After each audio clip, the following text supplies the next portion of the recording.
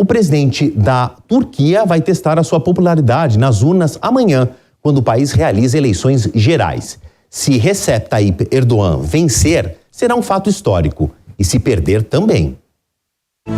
Recep Tayyip Erdogan está no poder desde 2003. Os primeiros 10 anos de mandato foram como primeiro-ministro. Os 2 mais recentes, como presidente. Ele tenta mais uma reeleição neste domingo. Quem pode estragar os planos é Kemal Kılıçdaroğlu.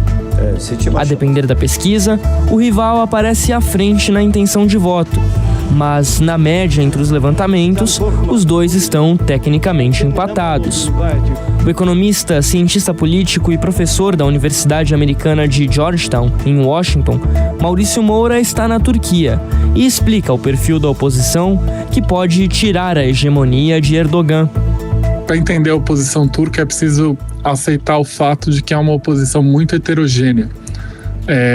Tem 3 alianças políticas que vão estar nas urnas, por exemplo, a eleição do Congresso, e elas são, quando a gente olha a aliança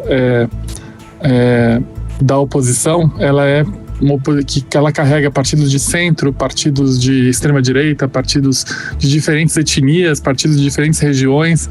Então é uma oposição muito heterogênea, mas que conseguiu razoavelmente se unir contra o Erdogan.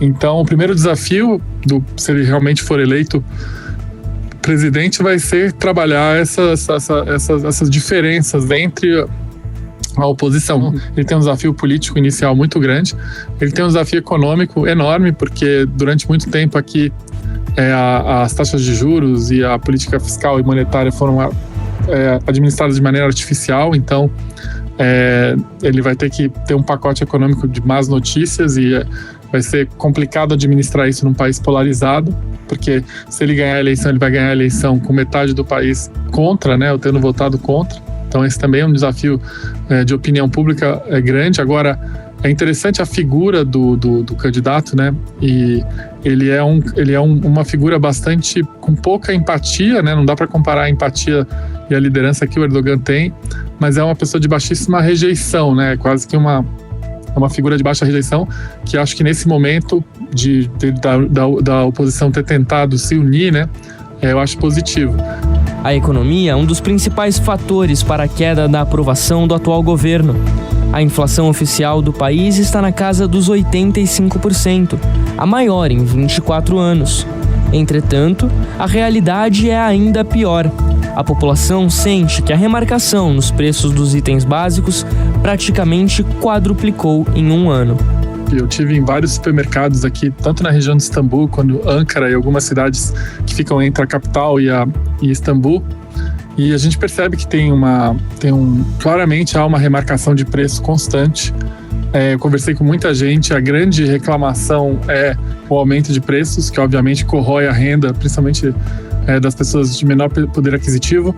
E então a inflação acaba sendo o maior cabo eleitoral da oposição para a opinião pública, porque é um tema que todos convivem e é um tema muito sério e obviamente é um tema associado a um governo que está há mais de 2 décadas no poder. Então é uma eleição muito difícil, porque existe um sentimento de mudança, de insatisfação com o governo, e esse sentimento é alimentado na opinião pública via a veia da economia e via a inflação.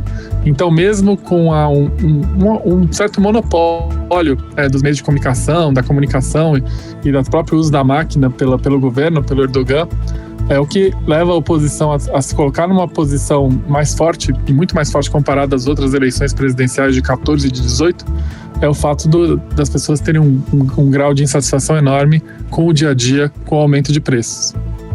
A gente precisa conhecer melhor quem é esse grande personagem da eleição na Turquia, na Europa e, sem nenhum exagero, no século XXI, que é o Recep Tayyip Erdogan. Ele está na política há muito tempo. Ele foi prefeito de Istambul, que é a maior cidade da Turquia, e primeiro-ministro entre 2003 e 2014. Depois ele se elege presidente desde 2014. Uma conta muito simples, De 2003 a 2023, ele está na cúpula do poder turco há 20 anos. Mas olha essa jogada que importante.